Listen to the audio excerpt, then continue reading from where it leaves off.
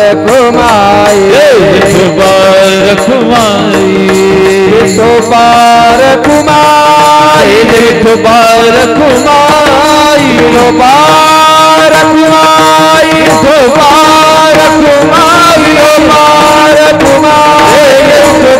रखुमाई विठोबा रखुमाई विठोबा रखुमाई विठोबा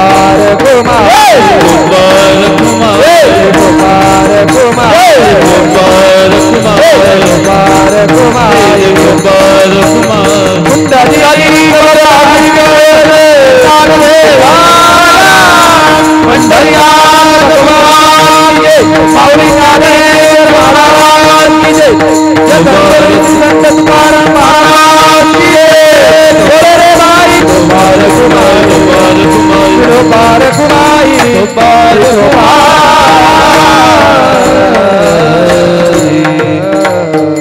उतरलो पार सत्य झाला हा दोन सिद्धांत तुमच्या समोर मांडतो आणि वाणीला पूर्ण विराम देतो.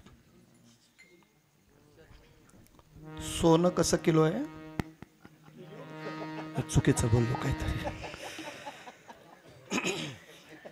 होतं गडबडीत कधी कधी. तोळा नाही का? कसा तोळा आहे?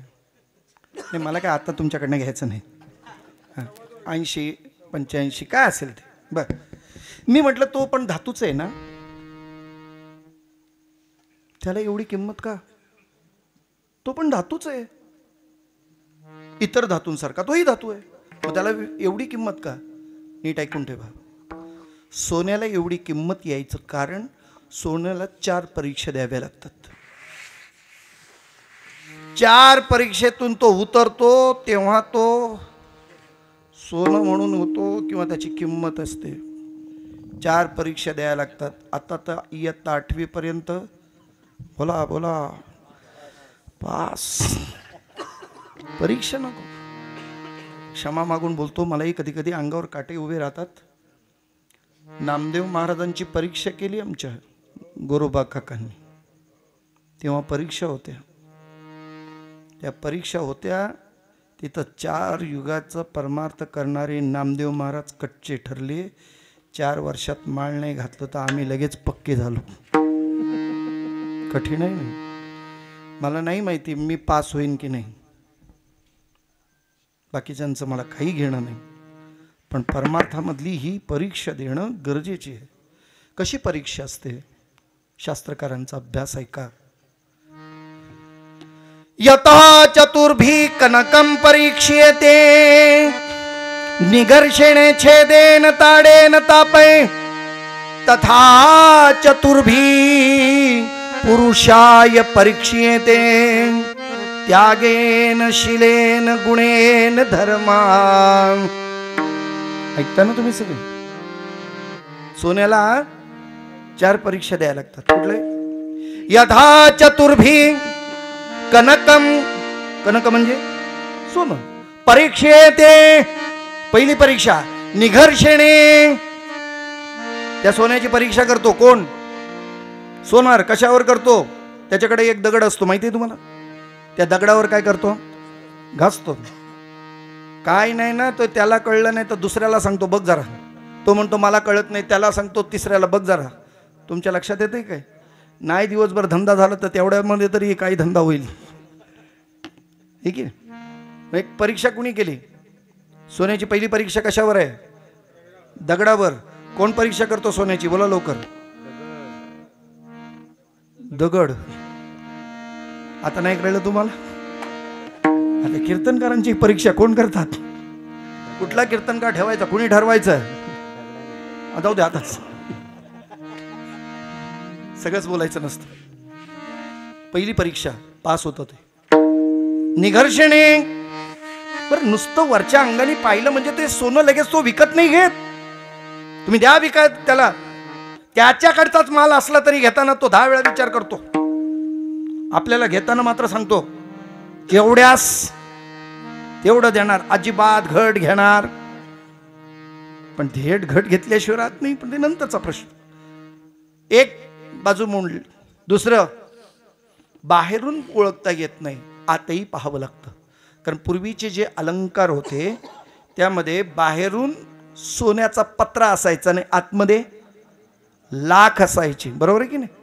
हां, मग बाहर सी तो खूब बनी अंदर की तो राम जाने, म्हणजे त्याचा छेद करायचा. दुसरी परीक्षा काय आहे? छेदेन. तिसरी परीक्षा ताडेन. त्याला वाजवलं जातं, नाही तर त्याला हातोडीनं ठोका दिला जातं.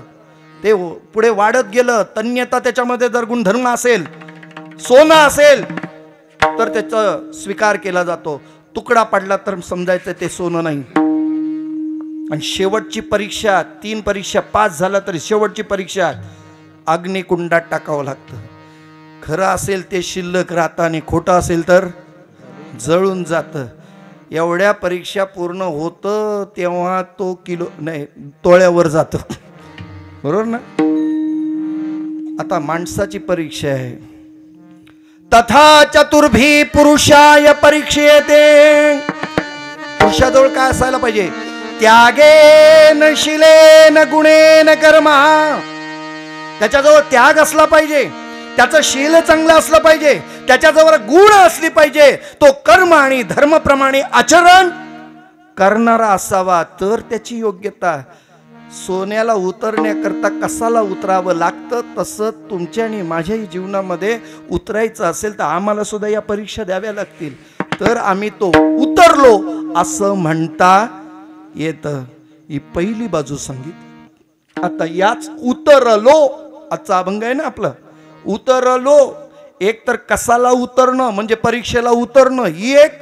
आता दुसरं उतरणं आहे का? 4-2 मुलं एकत्र आली, 31st करण्यासाठी नदीच्या पलीकडे गेली. आता कळलं असेल तुम्हाला 31st कधी येतं? डिसेंबरलाच का? बाकीच्या महिन्यात येत नाही, पण डिसेंबर आपल्या लक्षात आलं. ते 31st करण्याकरता त्या नावेवाळ होडीवाल्याला सांगितलं आम्हाला पलीकडे ने, 1-2 तासाचा आमचा कार्यक्रम छोटासा होईल, आम्ही लगेच आम्हाला परत 8 वाजता जाऊ, 10 वाजता परत येऊ. त्यांनी सांगितलं तुम्हालाही 31st आहे, मलाही 31st आहे, मी 11 वाजेपर्यंत जेमतेम वाट बघेन, मी त्याच्या पुढे थांबणार नाही. 4 लोक त्या गाडी होडीमध्ये बसली, तिथून इकडे पलीकडे आली. आल्यानंतर होडी तिथे होडीवाल्याला त्याला सोडलं होडीवाल्याने आणि पलीकडे गेले. त्यांचा विधी काय असेल तो विधीच म्हणावा लागेल, त्याचा त्यांच्या सांप्रत विचाराचा विधी असेल तो. बसले बाबा, काय यज्ञ आहुतीला बसले, काय असेल ते त्यांचा तो विधी सुरू झाला. आणि तो विधी कधी वाढला तो त्यांना कळलं नाही. 12 वाजून गेले आणि मग परत आले. बघतात तर काय, होडी मात्र पाण्यात होती, पण होडीवाला तिथं नव्हता. दुसरा म्हणाला अरे होडी आहे तर मग आपण पलीकडे जाऊ शकतो. म्हणे कसं जाणार? वल्ला नको. त्यांनी सांगितलं मला माहिती आहे वल्ला कुठं ठेवतो, याच झाडावर ठेवतो, मी बघितलंय. ते वर चढलं, वल्ला काढला, चला बसा, मला चालवता येते म्हणतो होडी. बसल्याने होडी चालवायला लागला. वल्ला मारतोय, वल्ला मारतोय. 1 तास झाला, 2 तास झाला, मात्र ते कुठंतरी काळोखात गेल्यासारखं भासायला लागलं. तो म्हणाला अरे एवढा वेळ आपल्याला लागला नाही, मग आता एवढा वेळ का? समुद्रात तर नाही ना गेलो आपण? हे दुसरं बसलो त्याच्यावर. दुसऱ्याने थोडा वल्लावा चालू केला, त्यांनाही दमलं, तेही दमलं, त्यालाही समजेना. तिसरं बसलं. शेवटी सकाळ झाली, 4थ्याची वेळ आली. तो बसायला गेला तेव्हा दिसायला लागलं होडी सुदभर पण हल्ली नाही. बोला लवकर. हा, होडी काय केली आहे? बांधून ठेवली. त्यामुळे रात्रभर वल्लवली पण काय उपयोगाचं नाही. तुमच्या लक्षात येत असेल ही नौका, ही होडी पलीकडे जाण्याकरता त्या होडीचा दोर काय करायला पाहिजे होता? सोडायला पाहिजे होतं. मी तिथं नाही सांगत, या संसाराच्या आसक्तीचा दोर आम्ही जोपर्यंत सुटत नाही, सोडत नाही, तोपर्यंत ही नौका पार लागत नाही, तोपर्यंत उतरलो असं म्हणता येत नाही. वाङ्मयीन सेवेला मी इथे पूर्ण विराम देतो. तुमचा वेळ अधिक 5 मिनटं घेतले, अजून 2 मिनटं घेईल आणि मी वाणीला पूर्ण विराम देईन. सुंदर असं दृश्य लागावं किंवा दृष्ट लागावी असा हा उत्सव या ठिकाणी सर्वांच्या तुमच्या उपस्थितीतून तो संपन्न होतोय. सुंदर गायनाचार्य, मृदुंगमणी, पेटीवादक, बालदार, चोपदार, याचबरोबर महान आमचे आदरस्थान, श्रद्धास्थान जे सांप्रदायिक भारती म्हणून ज्यांचा गौरव केला जातो अशी आदरस्थानी असलेली मंडळी आहेत. मी आता घाबरत नाही. मी का घाबरत नाही ते सांगतो. वाघाच्या पिल्लानं वाघाला घाबरायची गरज, कारण त्याचीच पिल्लं आहेत ना, ती का घाबरते? त्याच्यामुळे ती प्रेमाची मंडळी आहे. ती सगळी माणसं या ठिकाणी उपस्थित आहेत. गायनाचार्यामध्ये कीर्तनकारही त्या ठिकाणी उपस्थित आहेत. सर्वांच्या प्रती सद्भावना ठेवतो. इथे आपण सर्वांच्या पवित्र चरणाला प्रणिपात करतो. सुंदर सिस्टीम या ठिकाणी आयोजन केलं आहे. आपल्या सर्वांचं हा सगळा परिसर म्हणजे कीर्तन, प्रवचन, हरिपाठ जी काही उपक्रम या ठिकाणी होतात सर्व दूरपर्यंत आणि खूप TRP मिळवणार जे कोहिनूर रत्न या सन्मानास योग्य पात्र ठरलेले आमचे दिनेश महाराज वाडीकर आपल्या आध्यात्मिक क्षेत्रामध्ये जे चॅनल आपलं जे चालू आहे त्यांच्या चॅनलप्रमाणे एक आध्यात्मिक क्षेत्रामध्ये त्यांना सुद्धा एक उंचीचं सन्मान त्या ठिकाणी आता गौरवण्यात येतं आहे. काय तारीख आहे आपली? 23. या 23 तारखेला त्यांना तो सन्मान दिला जातो आहे. हे आपल्यासाठी कौतुकास्पद आहे. याच वर्षामध्ये आम्हा दोघांना पण डॉक्टरेट मिळाले. आमचे किरण महाराज त्यांनासुद्धा डॉक्टरेट मिळालं. एक आनंदाची गोष्ट आहे. एक कधी कधी असं वाटतं की ही थाप दिली जाते, ही कुणाची आहे? ही तुमच्या सगळ्यांच्या आशीर्वादाची आहे. आमचं त्यात कर्तव्य शून्य असू कदाचित, पण मायबापांचं प्रेम वर्षाव आमच्यावर सातत्यानं होतं म्हणून या सगळ्या गोष्टी घडतात. एकदा संप्रत विचाराने हाताने टाळी. पांडुरंगाचं चिंतन झालेलं आहे. माऊलीचं भजन करू आणि आपल्या वाणीला पूर्णविराम देऊ. ज्ञानोबाराया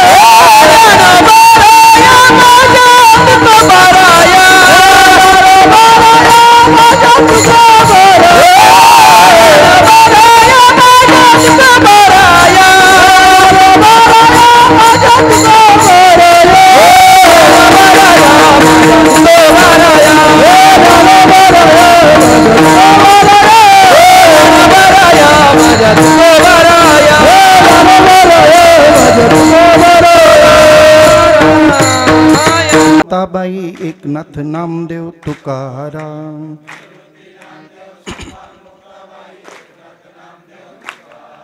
निवृत्ती ज्ञानदेव सोपान मुक्ताबाई एकनाथ नामदेव तुकाराम.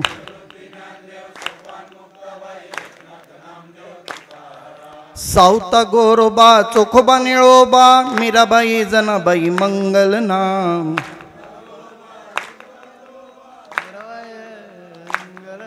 सावता गोरोबा चोखोबा निळोबा मीराबाई जनाबाई मंगल नाम.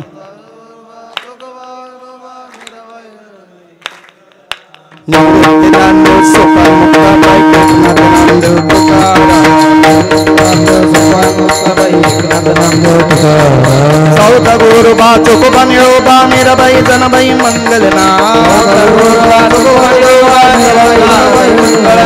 सावता गोरोबा चोखोबा निळोबा मीराबाई जनाबाई मंगल नाम.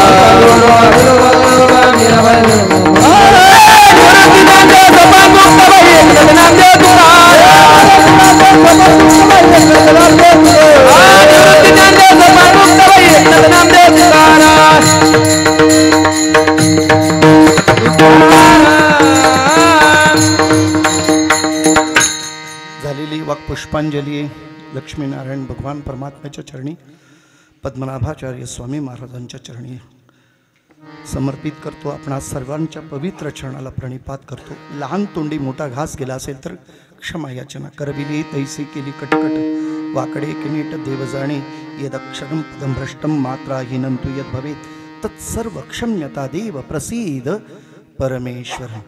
जाता जाता तुम्हाला सगळ्यांना जाहीर निमंत्रण देऊन जातोय. ऐका, पत्रिका मिळतील पण तोपर्यंत जाहीर निमंत्रण असं आहे, येणाऱ्या म्हणजे पुढच्या महिन्याच्या 20 तारखेपासून 20 मार्च ते 27 मार्च या वेळेमध्ये, या कालावधीमध्ये श्री क्षेत्र कुंभाराची तळवली या ठिकाणी अखंड नामयज्ञ सप्ताह सोहळा खाम पंचक्रोशीच्या संपूर्ण श्रेयदानातून संपन्न होणार आहे. तो कुंभाराच्या तळवलीला आपण सगळ्यांनी त्या ठिकाणी उपस्थित राहावं.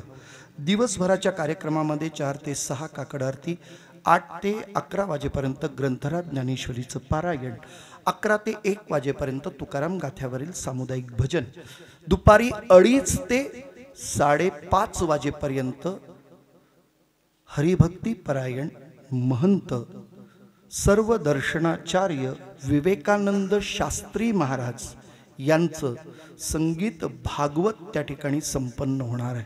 7 दिवस भागवताचा हा कथेचा कार्यक्रम आगळ्या आणि वेगळ्या पद्धतीने या परिसरात आपल्या भागवत कथा झाली नाही आहे, ती कथा तळवलीमध्ये संपन्न होणार आहे. दुपारची वेळ आहे 2:30 ते 5:30, त्यानंतर 5:30 ते 6:30 या वेळेत प्रवचन होईल, 6:30 ते 7:30 या वेळेत हरिपाठ होईल, 7:30 नंतर भोजन होईल, रात्री 9 ते 11 या वेळेमध्ये कीर्तन आणि नंतर जागर. पहिल्या दिवसाची कीर्तन सेवा आदरणीय हरिभक्ती परायण गुरुवर्य नारायण महाराज वाजे मठाधिपती पंढरपूर महाराजांची सेवा. नाथषष्टीच्या दिवशी तो सुरू होतोय, त्यामुळे दुपारची सेवा नाथषष्टीचं पुष्पवृष्टीचं कीर्तन हरिभक्ती परायण मदन महाराज कोलटकर माझा लहान भाऊ आणि सर्व दर्शनाचार्य विवेकानंद शास्त्री महाराज हे माझे 2 नंबरचे भाऊ, म्हणजे मी मोठा विवेकानंद आणि त्याच्यानंतर मदन महाराज. आणि रात्रीचं पहिल्या दिवशीचं कीर्तन नारायण महाराज वाजे, दुसऱ्या दिवशी हरिभक्ती परायण ज्येष्ठ मृदुंगाचार्य म्हणून ज्यांचा उल्लेख केला जातो ते रामदास महाराज टोंगळे गुरुजी. त्याचबरोबर तिसऱ्या दिवशीची सेवा आहे ते आदरणीय हरिभक्ती परायण गुरुवर्य रायगडभूषण रामदास महाराज पाटील उर्फ भाई त्यांचं कीर्तन होईल. चौथ्या दिवशी हरिभक्ती परायण तुकाराम महाराज शिंदे देवाची आळंदी यांची सेवा होईल. 5व्या दिवशी आदरणीय हरिभक्ती परायण विनायक महाराज कांबेकर श्री क्षेत्र कांबे यांची सेवा होईल. 6व्या दिवशी ज्ञानेश्वरीचं ज्यांनी आपण श्रवण केलं, ज्ञानेश्वरी भावकथा आनंदाचे सिद्धांत म्हणून ज्यांचा गौरव केला जातो ते डॉक्टर न्यायाचार्य महंत नामदेव महाराज शास्त्री यांची कीर्तन सेवा होणार आहे. आणि सर्वात अंतिम रात्री आदरणीय हरिभक्ती परायण सर्व दर्शनाचार्य विवेकानंद शास्त्री महाराज यांची सेवा होईल. आणि 27 तारखेला सकाळची काल्याची सेवा याच बुवाची होईल. आपण सगळ्यांनी कार्यक्रमाला उपस्थित राहावं अशी जाहीर विनंती पुन्हा एकदा त्याची नमूद तारीख करून देतो. 20 मार्च ते 27 मार्च. पुन्हा आपणा सर्वांच्या पवित्र चरणाला प्रणिपात, वारकऱ्यांच्या पायावर दंडवत आणि वाणीला पूर्ण विराम. जय विठ्ठल.